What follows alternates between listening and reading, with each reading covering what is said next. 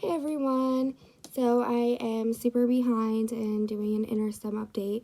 I've just been super busy with the holidays and everything honestly has been going really well. So there wasn't much to say, but I did commit to giving these updates. So we'll just get right into it. Today is January 4th, 2020. I'm 54 days post-op from phase 2 of Interstim. My surgery was November 11th, 2019, so it's been almost 2 months now. From my previous videos, people know that I had a really hard time that first week after my surgery. Pain-wise, I just could not handle it, but all in all, it got better. It's fine now. As far as its function, excellent. Like, the best thing to ever happen to me. Well, happened to my bladder, basically. Yeah, I just live a normal life, basically. I pee only a few times a day, like the normal amount of times, I guess. I don't wake up at night to go to the bathroom. I'm not retaining, I don't have to catheter. I'm much more comfortable, which is how I know it's working, because I don't constantly have this sensation, oh, I need to go to the bathroom. I'm not living my life around needing to know where the closest bathroom is, planning events based on when I might need to go to the bathroom, things like that. I just go when I have to go, and it's awesome. It is amazing. I think that the biggest thing that really showed to me it's working was New Year's Eve. I don't go out and I don't drink much whatsoever, but I used to when I was younger, and everyone knows the term breaking the seal, all of that. For me, it was, my seal was broken hours before I even started. So it made doing those things difficult because I constantly was in the bathroom. And New Year's Eve, I was out for 3 hours before I had to go to the bathroom. In addition, the girl I was with, which is my daughter's aunt, she went to the bathroom 3 times before I had to use the bathroom. And yeah, and we had the same amount of intake. So that was awesome to not spend the entire night in the bathroom just because I basically lived a life with no seal to begin with. So yeah, it's working, doesn't hurt. Pretty much I don't even notice whatsoever it's there. It's a little more raised, I guess, than I thought it would be. Like, I can feel it much more than I thought. I don't know if it's the actual device I'm feeling or if I'm feeling just scar tissue. Not sure. But I do know that my incision and scar looks a lot different than other people's. When I had my follow-up appointment with my urologist, he did tell me, which in my last video I mentioned being maybe possibilities, that he did do the stitches much deeper because of the fact that he wanted to make sure I had absolutely no issues, and that it was going to mean, yes, I was in more pain for a few days, but a better recovery, in addition to a different type of scar, I guess. I really can care less about the scar. I could pee. So, whatever. Don't care that there's that scar. I will put a picture of it, though, because I think the last picture I included was when I had the stitches in. Also, I learned that day, just fun fact, that stitches are actually cow intestines. Thought that was very interesting. But yeah, everything healed perfectly. And I got some other great news. I'm just gonna pause this to get the stuff that I want to show with my other great news. And then I will pick it right back up.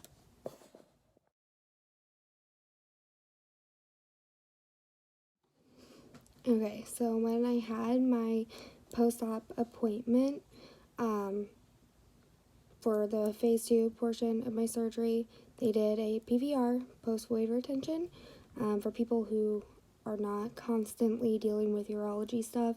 What that is you empty your bladder, and then they use this thing to see how much is left in your bladder. To me, it looks like an ultrasound type deal, but it measures how much urine is still in your bladder after you empty, in your head empty. So, when the decision was made to have the surgery, mind you, we already knew my numbers looked like this just because of the fact I had a kid and all. For formality purposes, I had to have the other urodynamic done for insurance.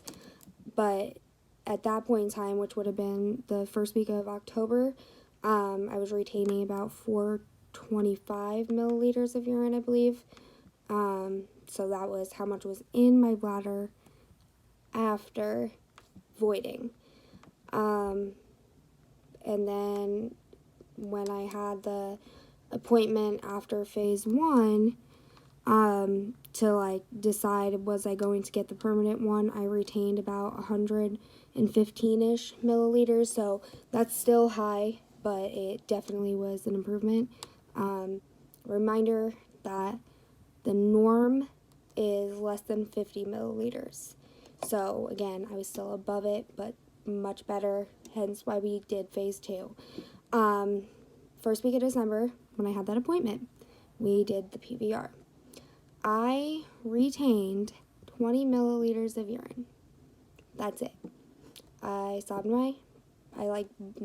sobbed. I bawled my eyes out, sobbed, whatever. Not even gonna restart this video. Yeah, it was emotional. I couldn't believe it. It also was the first time I was able to confidently fill up a cup of urine for them. It wasn't an ordeal, basically, which really prevented me from doing a lot of things that people don't realize. Like, I've had the same job almost 7 years because I'm so afraid, since it did happen once to me, that if I try to get a different job, 99% of the time they drug test you, which that part is fine. My problem is I can't pee in the freaking cup on command.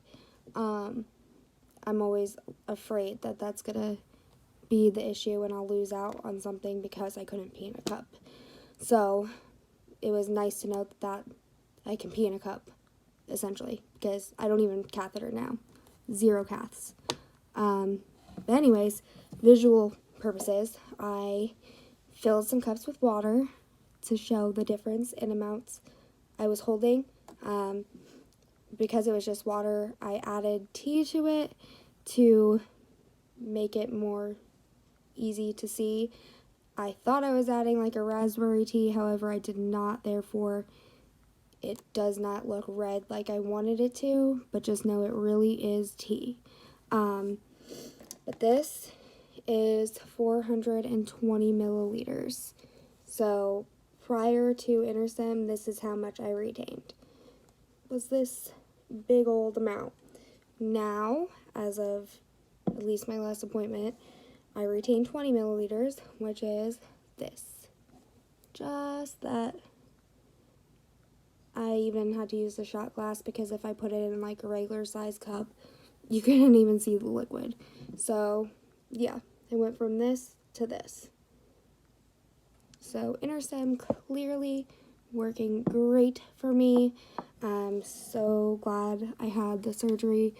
No issues. I know everyone has different types of devices. For me, I have Medtronic and I have the Samsung controller.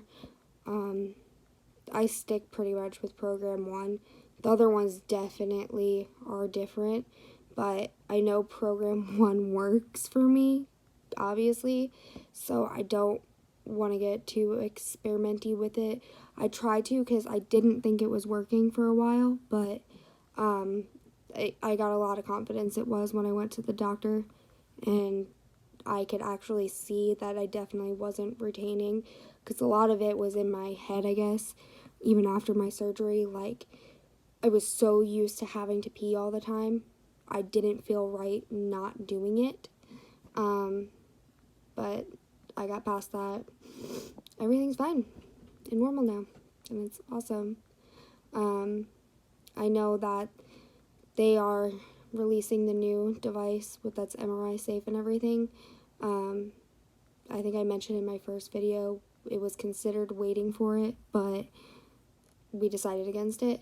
But there is still the plan when the time comes to change the batteries for them to remove my device and replace it with that new one. So if anyone gets that one, please let me know how it is. But yeah, 54 days post-op, everything's great. I pee. There's really not much more. So I'll probably do another update in like a few months or something, unless something drastic changes. Yeah. Bye.